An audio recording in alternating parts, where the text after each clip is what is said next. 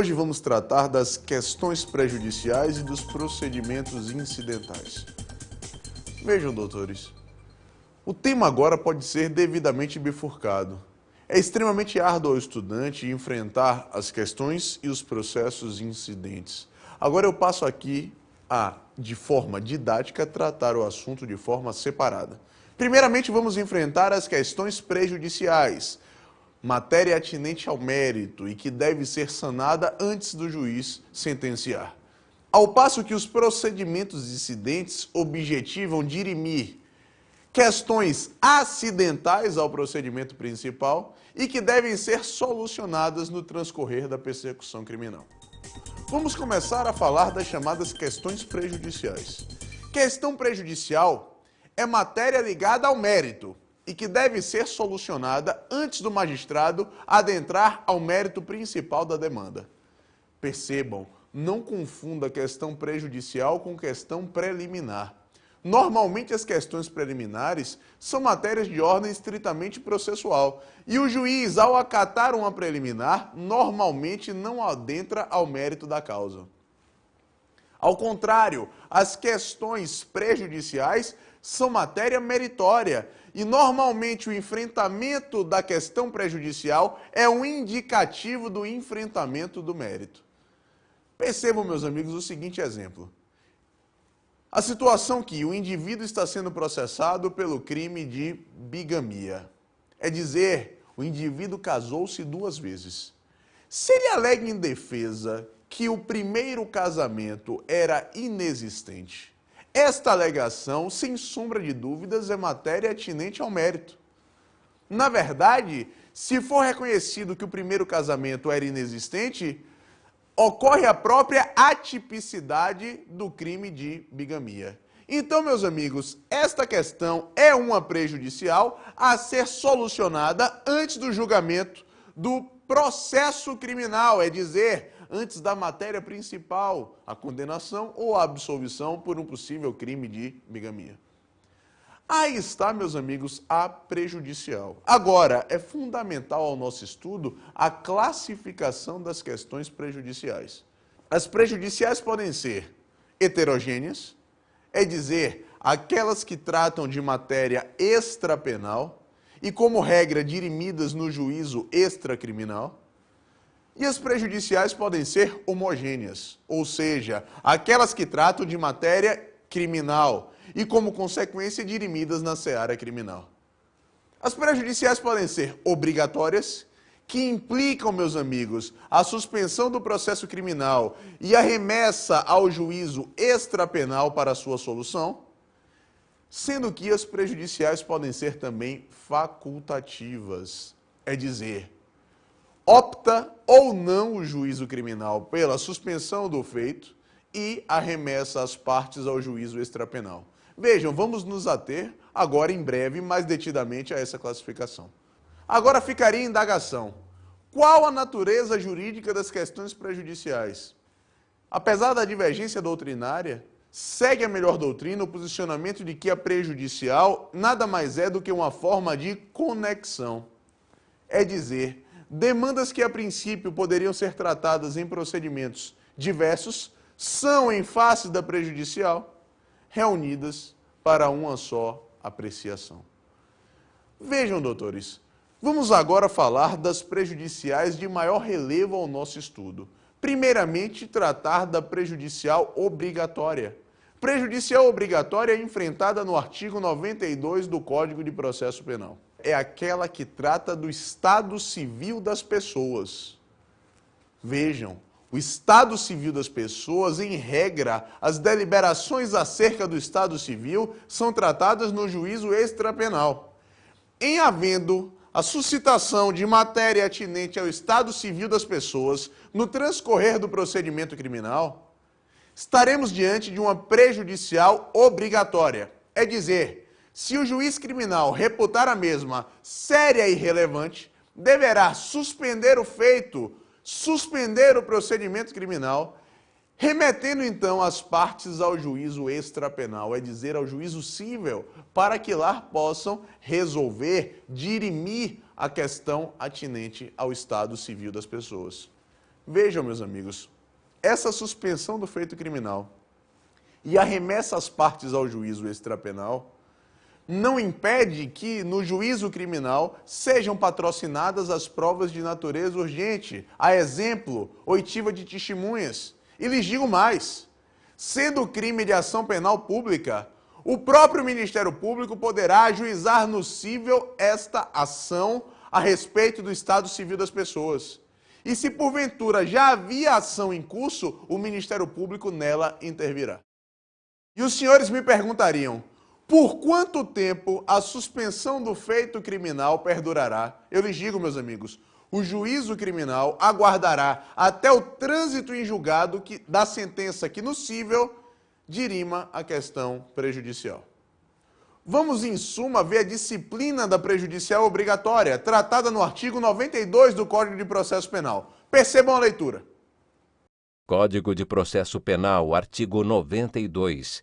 Se a decisão sobre a existência da infração depender da solução de controvérsia, que o juiz repute séria e fundada sobre o estado civil das pessoas, o curso da ação penal ficará suspenso até que no juízo cível seja a controvérsia dirimida por sentença passada em julgado, sem prejuízo, entretanto, da inquirição das testemunhas e de outras provas de natureza urgente. Parágrafo único. Se for o crime de ação pública, o Ministério Público, quando necessário, promoverá a ação civil ou prosseguirá na que tiver sido iniciada, com a citação dos interessados. Aí está o enfrentamento da prejudicial obrigatória. Vamos tratar agora das prejudiciais facultativas, enfrentadas no artigo 93 do Código de Processo Penal. E eu já lhes adianto, as prejudiciais facultativas tratam de matéria que não o estado civil das pessoas. É interessante ressaltar aos senhores o procedimento para a apuração de uma prejudicial facultativa. Vejam, meus amigos, como é que vai se dar, uma vez apresentando-se no curso do procedimento criminal, a deliberação do magistrado acerca de uma prejudicial facultativa. Vejam, ele, magistrado criminal, entendendo a questão prejudicial facultativa relevante, suspenderá o feito criminal, desde que já exista no cível ação em curso para tratar daquela matéria. É a primeira distinção relevante entre as prejudiciais obrigatórias e as prejudiciais facultativas. Na prejudicial facultativa, o feito criminal só é suspenso se na esfera extrapenal já houver ação em curso. Meus amigos, e o juiz criminal só suspende o feito crime se já tiver patrocinado a produção probatória.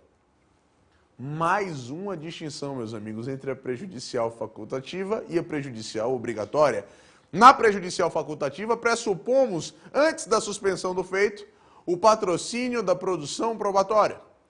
Doutores, e o senhor me perguntaria, por quanto tempo o feito criminal ficará suspenso? Olhem a distinção. O juízo criminal estipula um prazo para que no cível a demanda esteja resolvida. Eu não estou lhes falando do aguardo do trânsito em julgado da sentença do cível. Eu lhes informo, meus amigos, o juízo criminal estipulará um prazo aguardando que no cível haja tão somente a prolação da sentença, sem necessidade que esta sentença transite em julgado. Agora, percebam, meus amigos, este prazo pode ser até mesmo prorrogado, se assim o for necessário. Mas, encerrado o prazo ou eventual prorrogação do mesmo, sem que haja no cível uma sentença, o juízo criminal retoma o feito e vai julgar a causa, deliberando incidentertanto, inclusive acerca da prejudicial. Vejamos, em suma, o tratamento legal das prejudiciais facultativas no artigo 93 do CPP.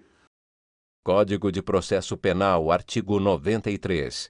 Se o reconhecimento da existência da infração penal depender de decisão sobre questão diversa da prevista no artigo anterior, da competência do juízo cível, e se neste houver sido proposta a ação para resolvê-la, o juiz criminal poderá, desde que essa questão seja de difícil solução e não verse sobre direito cuja prova a lei civil limite, suspender o curso do processo após a inquirição das testemunhas e realização das outras provas de natureza urgente. Vejam pela leitura da lei que, no que se refere a prejudicial facultativo, o magistrado também só suspenderá o feito se no cível não houver restrição no que se refere à produção probatória. Isto porque o processo penal é pautado pelo princípio da verdade real e da livre produção probatória. Não haveria sentido, então, aguardar a deliberação do feito na esfera cível se lá no cível houver restrição quanto à matéria da prova. Agora, meus amigos, em havendo a suspensão do feito criminal, cabe ou não recurso desta decisão? Percebam, a deliberação acerca da suspensão do procedimento criminal, aguardando a solução da prejudicial, é guerreada através de recurso em sentido estrito. É dizer, a decisão determinando a suspensão do feito criminal, dela cabe a interposição do recurso em sentido estrito. Contudo, doutores, da negativa do juízo criminal para a suspensão do feito, não cabe nenhum recurso específico, e sim, segundo a doutrina, a interposição de habeas corpus.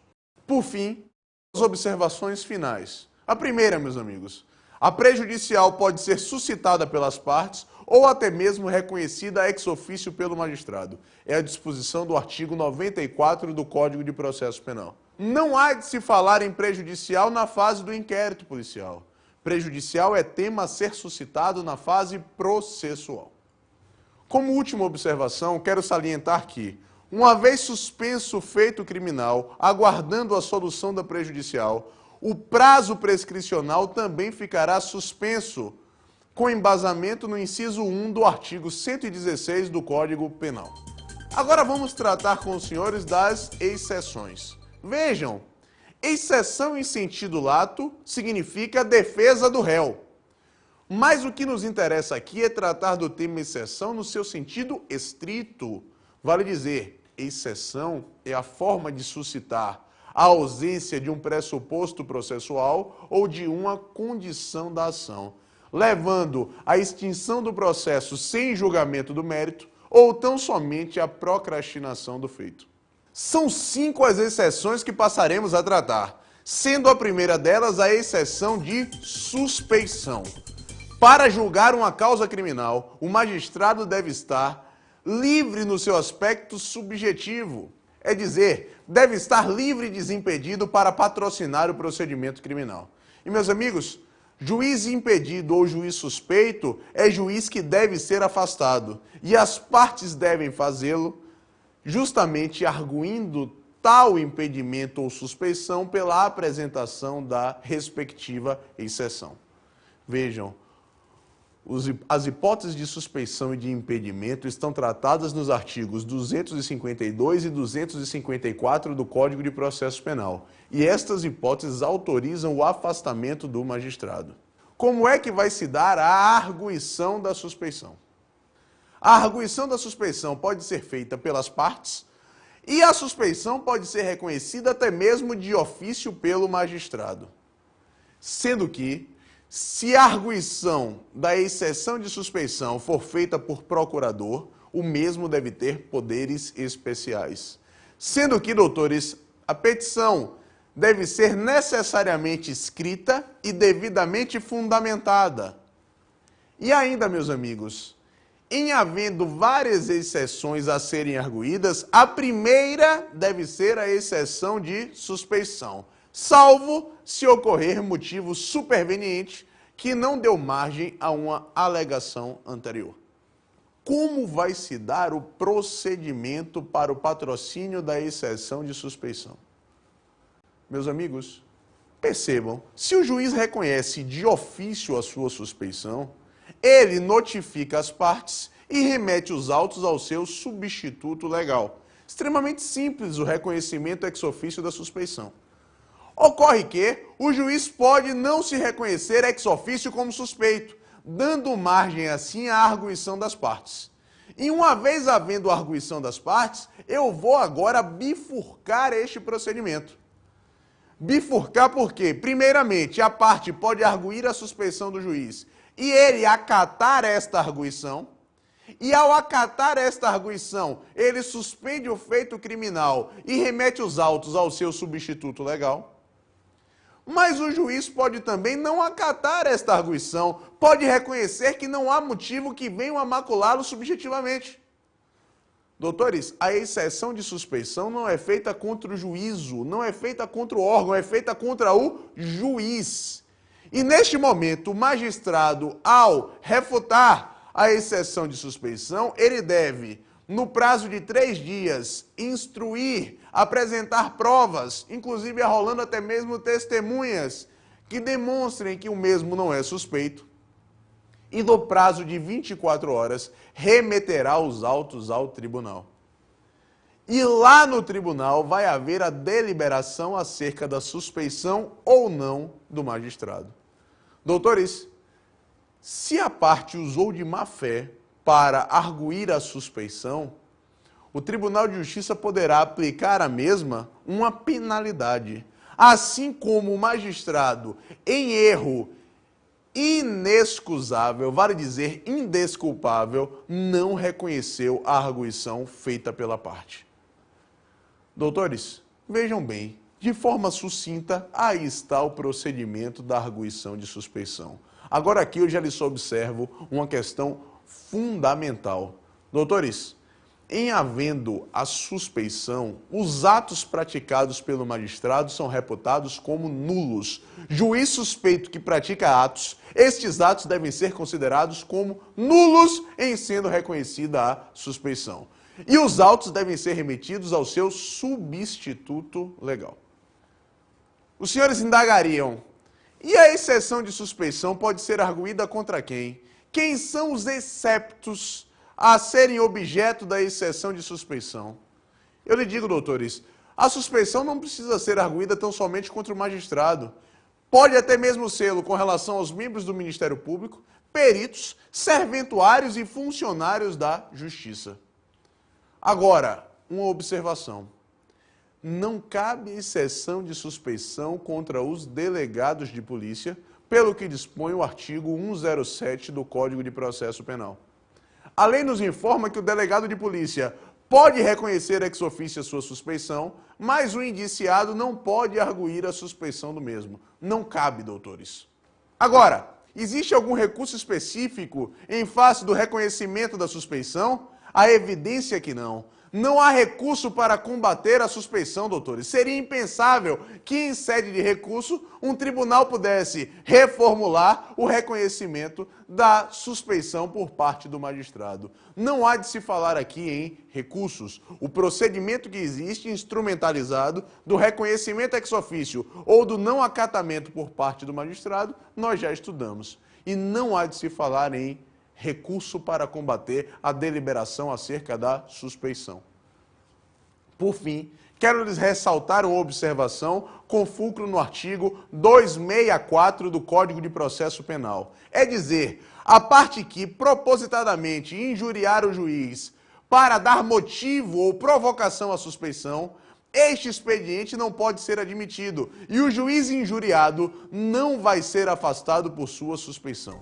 Agora, meus amigos, vamos tratar da exceção de incompetência do juízo. Percebam, competência nós já estudamos, é a medida da jurisdição. E o magistrado deve ser competente para apreciar o feito criminal. Se não for, deve ser afastado. Afastado através da apresentação da competente exceção de incompetência. Agora, doutores, vejam bem. A incompetência pode ser reconhecida ex officio. E lhes digo, no processo penal, a incompetência até mesmo relativa, qual seja, já estudamos, a incompetência territorial, pode ser reconhecida de ofício pelo magistrado. Mas em não o fazendo, pode ser afastado pelas partes através da apresentação da exceção. Qual o procedimento da exceção de incompetência? Extremamente simples. A exceção pode ser apresentada por escrito ou oralmente. Uma vez apresentada a exceção de incompetência, formam-se autos apartados, patrocina-se a oitiva da parte contrária e o magistrado decide. É dizer, o juiz criminal é o magistrado da sua própria competência. É ele que vai deliberar acerca da exceção de incompetência apresentada. Vejam, meus amigos. E então, Nestor, ao final deste procedimento, exarada uma decisão, você perguntaria, existe prazo para a apresentação da exceção de incompetência? Doutores, eu lhes digo, a incompetência de ordem absoluta pode ser suscitada a qualquer tempo, ao passo que a incompetência relativa deve ser arguída oportunamente sob pena de preclusão. E em havendo preclusão, os senhores já sabem, o juiz terá a sua competência prorrogada. Nestor, qual é o lapso temporal para a apresentação da exceção de incompetência relativa? Meus amigos, a parte tem até o momento da defesa prévia para excepcionar a incompetência relativa do magistrado. Ao passo que, volto a dizer, a incompetência absoluta pode ser suscitada a qualquer tempo. Doutores, lhes faço aqui uma observação. Apesar da divergência doutrinária, a doutrina majoritária reconhece a possibilidade da parte acusadora suscitar a incompetência do juízo. E vejam, ao final do procedimento de determinação da exceção de incompetência, o magistrado pode deliberar de duas ordens. Primeiro, julgar procedente a exceção de incompetência e, consequentemente, remeter os autos ao juízo competente, ou julgar improcedente a exceção. E os senhores perguntariam, Nestor, qual o recurso cabível do julgamento da exceção de incompetência? Eu lhes digo, depende. Se o juiz julgar procedente a exceção de incompetência e, consequentemente, remeter os autos ao juízo que se entende por competente, cabe desta decisão recurso em sentido estrito. Ao passo que, se a exceção de incompetência for julgada improcedente, recurso não há, e sim faculta-se a possibilidade de ajuizamento da ação constitucional de habeas corpus. Por fim, quero lhes ressaltar uma única observação do artigo 567 do Código de Processo Penal. É dizer, reconhecida a incompetência do juízo, os autos, uma vez remetidos ao juízo que se entende por competente, neste juízo serão aproveitados tão somente os atos instrutórios. Por quê, doutores? Os atos decisórios praticados pelo juízo incompetente são reputados como inválidos. Agora, vamos tratar da exceção de litispendência. Lidipendente é a ocorrência simultânea de duas ações, tratando dos mesmos fatos, tendo o mesmo pedido e versando as mesmas partes. É dizer, doutores, em havendo litispendência, estamos aí num caso flagrante de bis in idem. Consequentemente, uma destas ações não deve subsistir. Doutores, os requisitos da litispendência estão bem delineados. Vamos perquirir se são as mesmas partes, se é a mesma causa de pedir, vale dizer, se as duas ações tratam dos mesmos fatos. Aqui eu já lhes observo, pouco importa a tipificação legal, o que nos interessa é a identificação dos mesmos fatos, e se também as ações têm o mesmo pedido, que no processo criminal é irrelevante perquirir, porque o pedido é sempre de aplicação de sanção penal. Meus amigos, em havendo litispendência, deve ser suscitada a respectiva exceção na ação por último ajuizada. E o senhor indagaria, qual o procedimento a ser seguido? Percebam, primeiramente, a arguição pode ser feita oralmente ou por escrito. Uma vez feita a arguição, doutores, são formados autos apartados, ouve-se a parte contrária e, por fim, o magistrado vai decidir.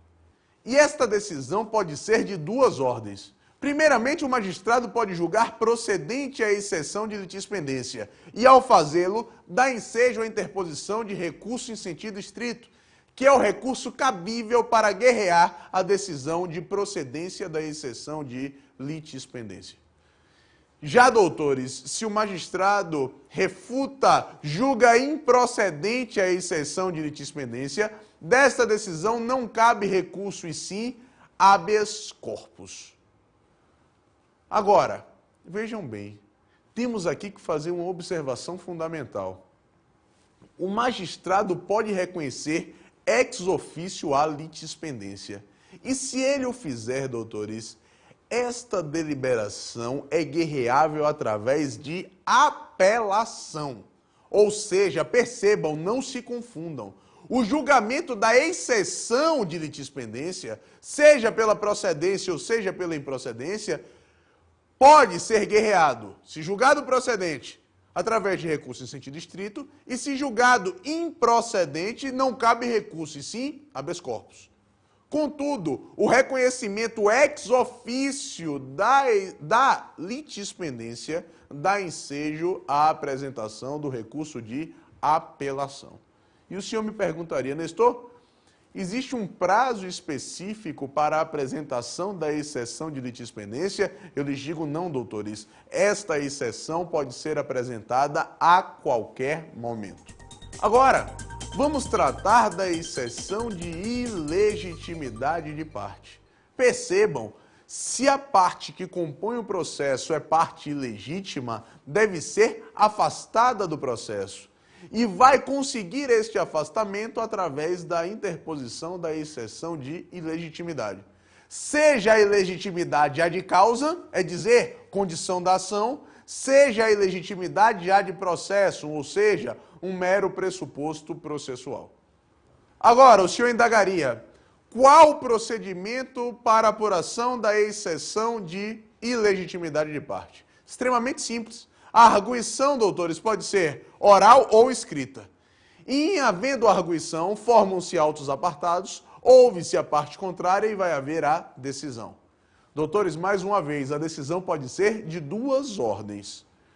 Se o juiz julga procedente a exceção de legitimidade, desta decisão cabe recurso em sentido estrito. Já o julgamento da improcedência da exceção de legitimidade de parte não comporta recurso, e sim a ação constitucional de habeas corpus. Agora vejam, você perguntaria, existe prazo para a apresentação da exceção de legitimidade de parte? Eu lhes digo, não, doutores. A apresentação da exceção da legitimidade pode ocorrer a qualquer tempo.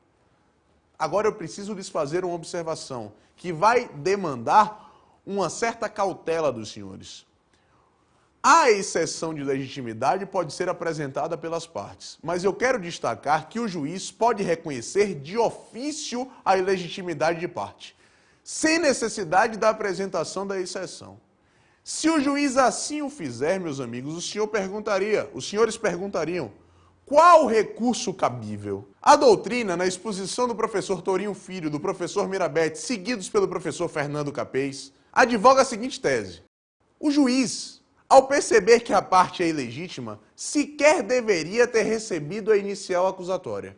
Contudo, se ele o fez, recebeu a inicial acusatória e deu início ao processo, ao reconhecer posteriormente, ex officio, a ilegitimidade de parte, esta deliberação equivaleria a dizer que houve um não recebimento da denúncia ou da queixa em momento posterior. Percebam a elucubração destes doutrinadores. O reconhecimento ex officio da ilegitimidade de parte significaria dizer que o magistrado não recebeu a denúncia ou a queixa no momento posterior, porque ele, magistrado, ao perceber no momento preliminar que a parte era ilegítima, não deveria ter recebido a inicial acusatória. Contudo, se o fez, mas em momento posterior, ex officio reconheceu essa ilegitimidade, caberia então equiparar esta decisão ao não recebimento da denúncia ou da queixa, de sorte que, concluem os doutrinadores, esta decisão é guerreável com recurso em sentido estrito, com base no inciso 1 do artigo 581 do Código de Processo Penal. Inciso este que prevê a interposição de recurso em sentido estrito para o não recebimento da denúncia ou da queixa. Vamos falar agora da exceção de coisa julgada. ocorre quando de uma decisão não cabem mais recursos. Agora, vamos falar da função e das espécies de coisa julgada. Percebam, doutores, que a função da coisa julgada é a própria pacificação social, onde uma sentença da qual não cabe mais recursos torna-se definitiva. E ao tornar-se definitiva, sana a lide e vem a dar o provimento jurisdicional adequado. Já as espécies de coisa julgada, a coisa julgada pode ser material, é dizer, aquela decisão que enfrenta o mérito. E ao enfrentar o mérito, meus amigos, dá às partes o provimento jurisdicional adequado.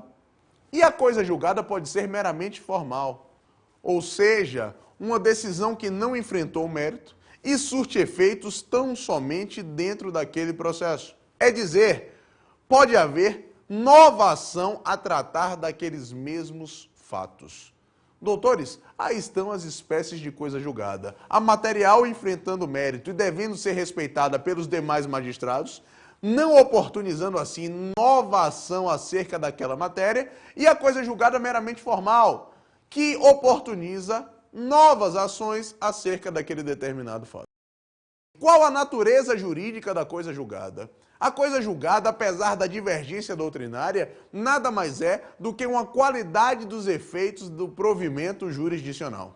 Quais os requisitos para a apresentação da exceção de coisa julgada? Primeiramente, temos que já ter um provimento jurisdicional transitado em julgado.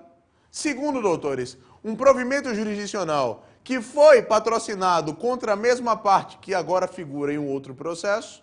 E por fim, meus amigos, que sejam apurados neste novo processo fatos que já foram deliberados em um processo anterior, que já tem uma decisão transitada em julgado. Aí estão os requisitos de forma sucinta.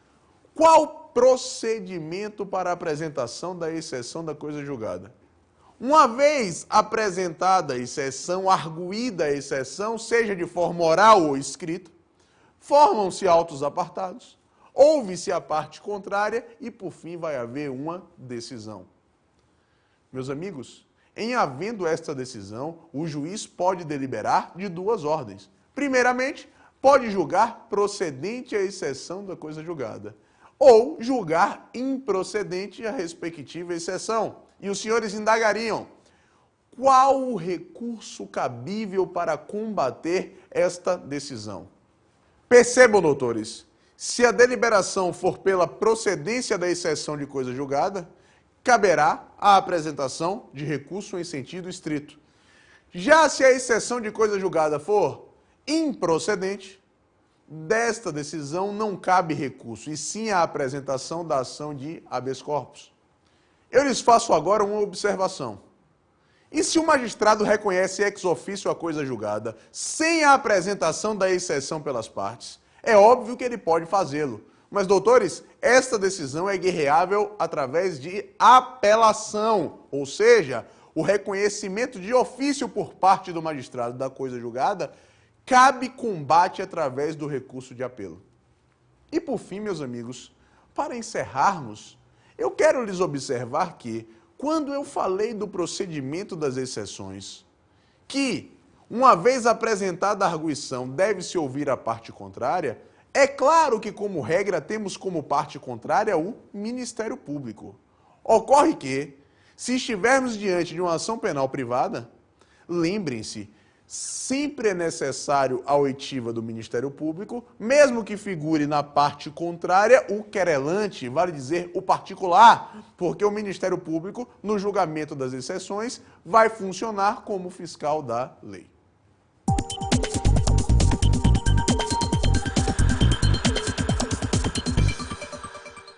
Como dica de estudo de hoje, quero ressaltar a importância das exceções, sejam obrigatórias ou facultativas, e o procedimento distinto de ambas, inclusive com recurso cabível da suspensão do feito criminal, e recordem-se, a suspensão também do prazo prescricional, e, claro, o devido entendimento do aluno acerca das exceções, seja de suspeição com o seu procedimento peculiar, seja das demais exceções por nós estudadas. Por hoje é só e até a próxima.